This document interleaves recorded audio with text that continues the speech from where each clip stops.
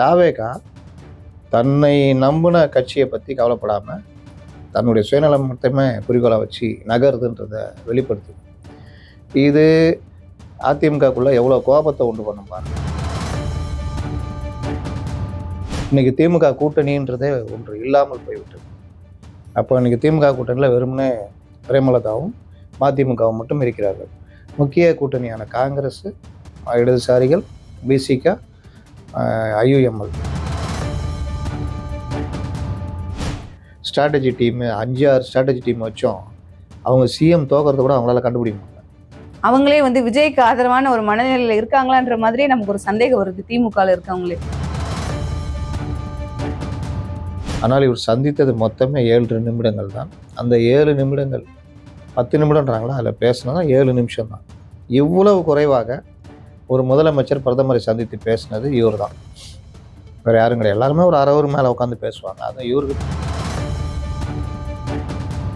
பாண்டிச்சேரியில் அதிலும் குறிப்பாக ரங்கசாமி கவர்மெண்ட்டில் சிறுபான்மை அமைச்சர்களை, சிறுபான்மை சமூகத்தினரை போடுவது என்பதை ஒவ்வொரு தடையும் தவிர்த்துட்டு வர்றார். ஜீ தமிழ் நியூஸ் நேயர்களுக்கு வணக்கம். அரசியல் சார்ந்த பல்வேறு விஷயங்களை இன்று நம்முடன் பேசுவதற்காக மூத்த பத்திரிகையாளர் திரு முத்தலீஃப் அவர்கள் இணைஞ்சிருக்காரு. அவர்கிட்ட பேசலாம். சார் வணக்கம். சார் வணக்கம். விஜய் முதலமைச்சராக பொறுப்பேற்றதுக்கு அப்புறம் பாத்தீங்கன்னா ஒரு அரசியல் களமே மாறி இருக்கு. இதுவரைக்கும் இருந்த திராவிட கட்சிகள் எல்லாம் ஓரம் கட்டிட்டு அவர் வந்தாரு. இப்ப குதிரை பேரம் அப்படிங்கிற விஷயம் முன் வச்சிருக்காங்க. இது உண்மைதான். அதிமுகவிலிருந்து சிலர் விருப்பப்பட்ட எம்எல்ஏ பதவியை ராஜினாமா செய்துவிட்டு விஜய் கிட்ட வராங்க. இது ஏற்புடையதா? ஏன்னா குதிரை பேரம்ன்ற ஒரு குற்றச்சாட்டை திமுகவும் அதிமுகவும் முன்வைக்கிறாங்க. இது நீங்க எப்படி பாக்குறீங்க? அதாவது தமிழக அரசியலில் ஒரு 2 மாதத்துக்கு முன்னாடி வரைக்கும் மிகப்பெரிய கட்சிகளாக திமுக அதிமுக இருந்தது. தாவேகா ஒரு சின்ன குழந்தை மாதிரி.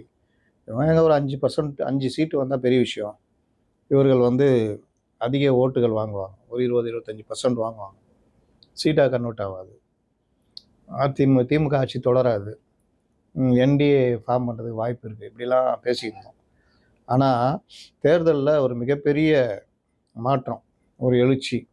அது என்னன்னா, புதுசாக வந்த ஒரு கட்சி நேரடியாக 2 வருஷத்தில் 35% வாக்குகளை வாங்கி 108 தொகுதிகள் ஜெயிக்கிறாங்க. யாருமே பணம் கொடுத்து வரல, எல்லாமே புது ஆட்கள்.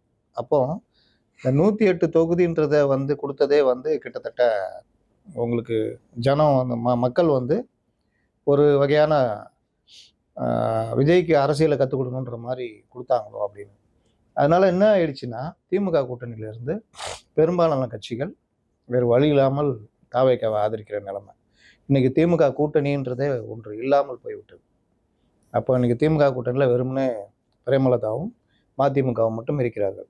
முக்கிய கூட்டணியான காங்கிரஸ், இடதுசாரிகள், பிசிக, ஐயுஎம்எல் எல்லோரும் இங்கே வந்துட்டாங்க. வந்தது மட்டுமல்ல, ஆட்சியிலும் பங்கேற்று விட்டார்கள். அப்படின்னா என்ன அர்த்தம்னா, திமுக கூட்டணியில் இனிமேல் அவங்க திரும்பறதுக்கு வாய்ப்பு இல்லை அப்படின்னு நிலைமை. இதுக்காக விஜய் பட்ட கஷ்டன்றது பார்த்தீங்கன்னா, ஒரு 4-5 நாள் அவருடைய வழக்கமான நடைமுறையெல்லாம் விட்டுட்டு ஒவ்வொரு கட்சி அலுவலகமாக படியேறுகிற நிலைமை ஏற்பட்டுச்சு. இந்த நேரத்தில் தான் உங்களுக்கு அதிமுகவும் திமுகவும் கூட்டணி வைக்கலான்னு ஒரு முறைப்பாடு எடுக்கிறாங்க. விஜயை வரவிடக்கூடாது. அது இடதுசாரிகள் விஜய் ஆதரிச்சது மூலிமா அந்த முயற்சி முறியடிக்கப்படுது. ஏன்னா 4 அங்கே போனோன்னா 116 ஆயிட்டாங்க. அதனால் ஆட்சி அமைக்க முடியாதுன்ற நிலைமை வருது. இதில் பெரிய மாற்றம் என்ன? திமுக அதிமுக ஒரு இதில் வர்றது, இது எல்லாருக்குமே அதிர்ச்சி. அதில் ஒரு டீம் எப்படி இந்த மாதிரி முடிவெடுக்கலான்ட்டு விஜய் ஆதரிக்க போகிறாங்க. அப்போ விஜய் ஆதரிக்கிறதுக்கு அந்த டீம் வரும்பொழுது தாவேகாவுக்கு அது லாபமாக அமையுது. எப்படின்னா, இந்த சின்ன சின்ன கட்சிகளை விரைவாக ஆதரவு கொடுக்க வைக்கிறதுக்கான வேலையை அமையுது. இந்த சைடு அதிமுக ஆதரவு உள்ள நுழையுதுன்னு திருமாவளவன் எல்லாருமே ஸ்பீடாக ஆதரவு கொடுக்குறாங்க. அப்போ இதை பயன்படுத்திட்டு அதிமுக பயன்படுத்திக்கிட்டு இங்கே முழுதுமாக ஆதரவை வாங்கி முடிக்கிறாங்க. அதற்கு பிறகு அங்கே இவர்கள் எதிர்பார்த்த ஸ்பிளிட்டு நடக்கலை. 25 பேர் மட்டும்தான் வர்றாங்க. எடப்பாடி பழனிசாமி ஸ்ட்ராங்காக இருக்கார். அப்போ அந்த நேரத்தில் கட்சி தாவல் தடை சட்டம் இவர்களை தகுதி நீக்கம் பண்ணணும்னு அவங்க நெருக்கிறாங்க. அதை சபாநாயகர் நிறுத்தி வச்சிருக்காரு. இது ஒரு பக்கம் அங்கே நெருக்கிறாங்க. இன்னொரு பக்கம் இவர்கள் வேண்டும், அதாவது எதை பற்றி யோசிக்காமல் ஆதரவு கொடுத்துட்டாங்க சட்டமன்றத்தில். அது கிட்டத்தட்ட கட்சி தாவல் தடை சட்டத்துக்கு போய் சேரும். எப்படி தப்பிக்கலாம்? 7 எம்எல்ஏக்கள் அங்கேருந்து வந்தால் 32 வச்சு பார்ட்டி ஸ்பிளிட்டு அப்படின்னு தப்பிக்கலாம். அதுக்கு வாய்ப்பே அமையல. அப்போ ஒரு தடுமாற்றம் நடந்துகிட்டே இருக்குது. இந்த நேரத்தில் தான் அமைச்சரவை விரிவாக்கம் பண்ணுறாரு விஜய். அப்படி பண்ணும்பொழுது அதிமுகவுக்கு ஒரு 4-5 அமைச்சர்கள் கிடைப்பாங்க அப்படின்னு எல்லாரும் நினைச்சாங்க.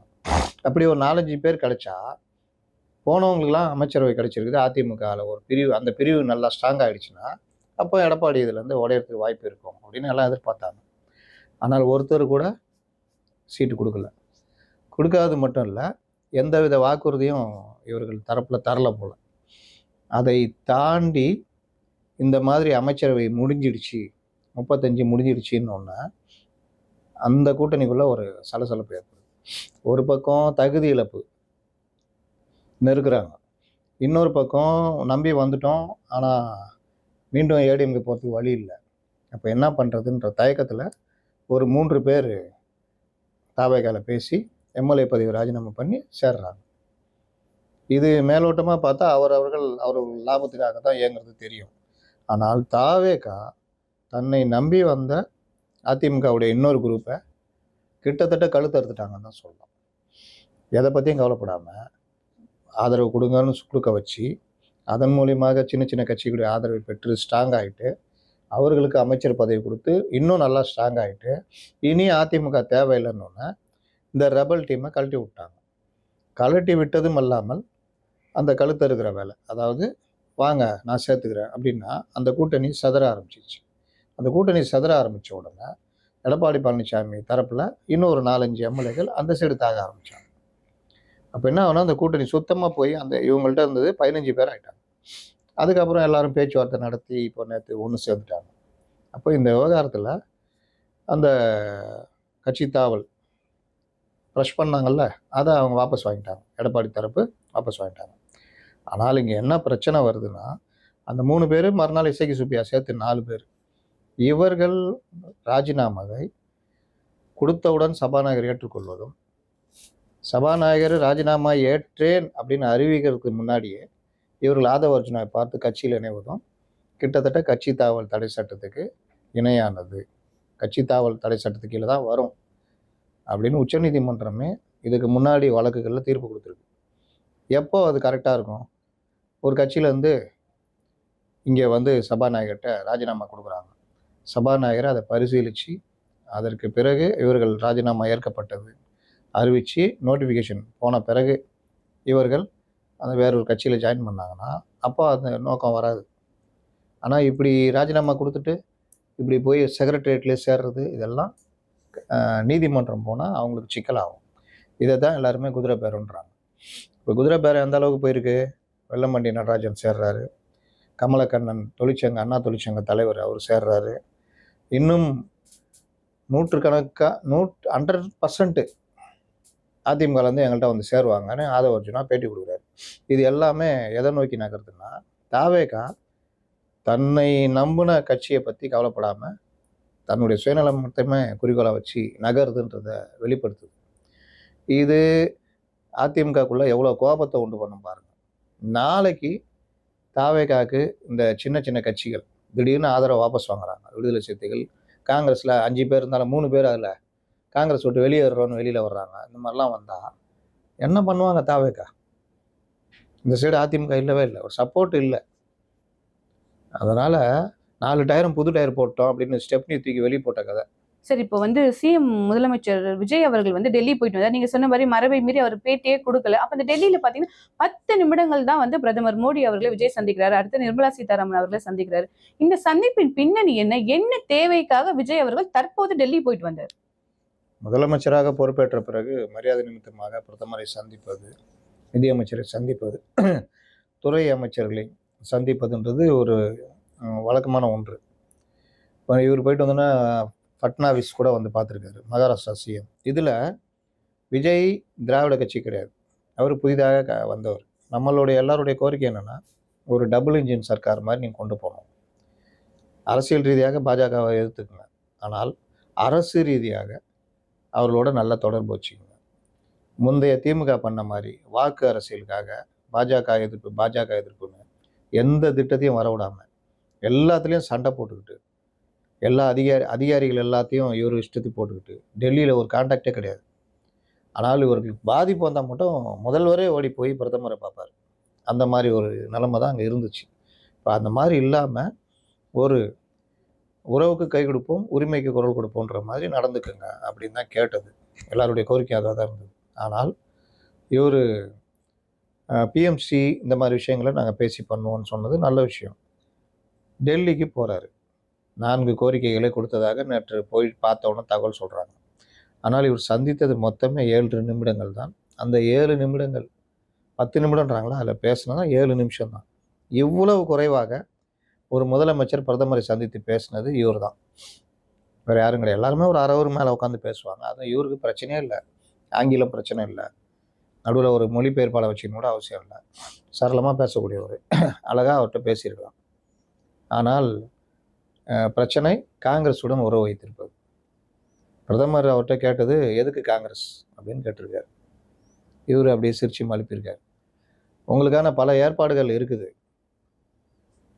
ஆனால் நீங்கள் ஏன் காங்கிரஸை தேர்ந்தெடுத்தீங்கன்னு மறுபடியும் கேட்டிருக்காரு. So many opportunities you have, ஆனால் நீங்கள் ஏன் ஒய் யூ செலக்ட் காங்கிரஸ்ன்னு கேட்டிருக்காரு.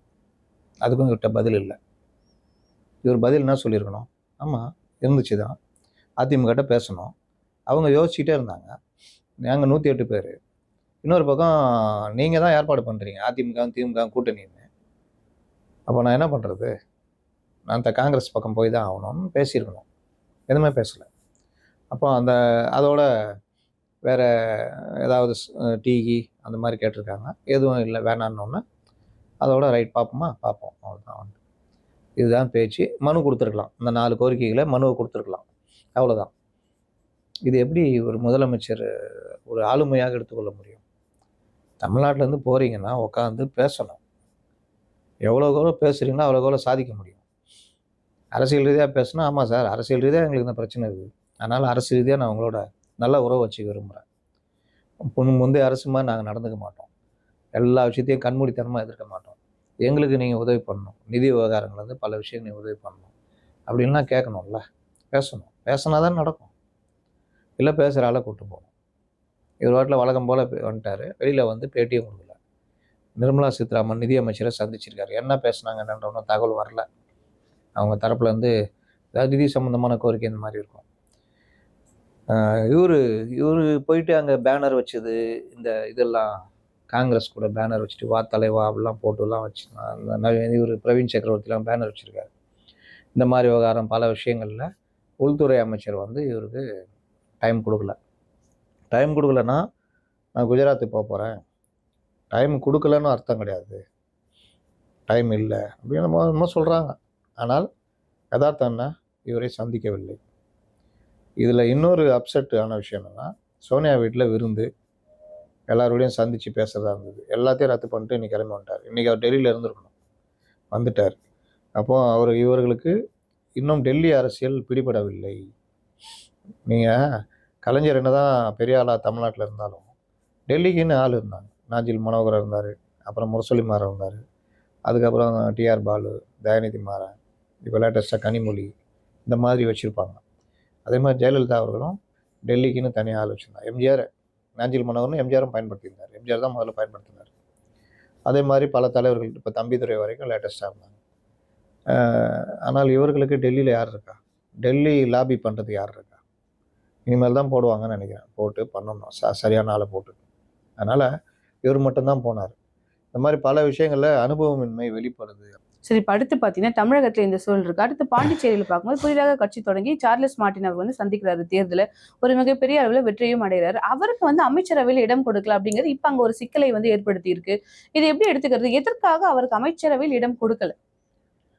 ஜோ சார்லஸ் மார்டின் கிட்டத்தட்ட ஒரு பெரிய ஒரு எழுச்சியாக அவர் வந்து கட்சி ஆரம்பித்து பாண்டிச்சேரியில் வந்தார். கிட்டத்தட்ட 30 தொகுதிகளுமே அவருடைய கை வியாபித்து இருக்கிறது. அவர்களை வந்து கவர் பண்ணது, எல்லார் கட்சிக்காரர்களையும் பார்த்தது, இந்த மாதிரி மிக வேகமாக அங்கே வளர்ந்து வந்தார். இங்கே தாவேகா எப்படியோ அங்கே அந்த மாதிரி ஒரு புது இளைஞர் மாதிரி வந்தார். ஒரு கட்டத்தில் தாவேகாவும் அவரும் கூட்டு வைக்கிற மாதிரி இருந்தது. கடைசியில் அது நடக்காமல் போயிடுச்சு. ஒருவேளை அந்த மாதிரி இருந்திருந்தால் ஆட்சியை கூட பிடிச்சிருக்கலாம். தாவேகா அவரை சேர்ந்துருந்தா ரைட்டு. அவர் வந்து கட்சி தனியாக நின்றுந்தாலும் ரொம்ப பேருடைய வாக்குகளை பிரித்து இன்றைக்கி இருக்கிற ரங்கசாமி கவர்மெண்ட்டை கூட ஒரு பிரச்சனை ஏற்படுத்தியிருக்கலாம். அவர் அதுவும் செய்யாமல் ஒரு அரசு அமைட்டோன்னு சொல்லிட்டு ரங்கசாமி அணியில் அணிஞ்சார். 2 தொகுதிகள் நின்னார், ஜெயிச்சிட்டார். இவர்கள் வந்து இப்போ 6 பேர் அமைச்சர்கள் போடணும். 3 பேர் தான் இருக்காங்க. மீதி 3 பேரை இது வரைக்கும் போடாமல் இருக்கார். பாண்டிச்சேரியில் அதிலும் குறிப்பாக ரங்கசாமி கவர்மெண்ட்டில் சிறுபான்மை அமைச்சர்களை, சிறுபான்மை சமூகத்தினரை போடுவது என்பதை ஒவ்வொரு தடவையும் தவிர்த்துட்டு வர்றார். போன தடவை ஜான்குமாரை அவ்வளோ பிரச்சனைக்கு அப்புறம் கடைசியில் போட்டு அவருக்கு இலாகாவே ஒதுக்காத ஒரு இலாகா இல்லாத அமைச்சராக வச்சு லாஸ்ட்டில் அனுப்பிச்சி விட்டாங்க. அப்போ இந்த தடவை ஜோ சார்லஸ் மார்ட்டின் வந்திருக்காரு. அப்போ அவருக்கு வந்து உங்களுக்கு இப்போ புதுசாக ஒரு மாற்றம் வருது, உங்களுக்கு சேர்ந்ததுனால ஒரு எல்லாருக்குமே லாபம், அவருக்கு லாபம், இவருக்கும் லாபம். அப்போ அதை பயன்படுத்திக்கிட்டு அடுத்த கட்டத்தை நோக்கி நகரணுன்றது முக்கியம். அப்போ அந்த மாதிரி விஷயங்களில் மீதி 3 அமைச்சர்கள் இருக்குது. அதில் ஒன்று ஒரு சிறுபான்மையினர் கொடுத்தால் அவருக்கு மரியாதை, பெரிய அளவுக்கு மரியாதை இருக்கும். இவரும் பாண்டிச்சேரிக்காக செய்யக்கூடியவர். அவர் பல விஷயங்கள் நான் சொன்னது, நான் வந்து தனிப்பட்ட முறையிலேயே என் தொகுதி மக்களுக்கு செய்வேன், பாண்டிச்சேரி மக்களுக்கு நான் செய்வேன் அப்படின்றார். அப்போ அந்த மாதிரி ஒரு நபரை ஒரு க்ளீன் ஹேண்டாக வர்றாரு அப்படின்னு பார்க்கும்பொழுது வாய்ப்பு கொடுத்து பயன்படுத்திக்கிறது தான் கரெக்டாக இருக்கும்.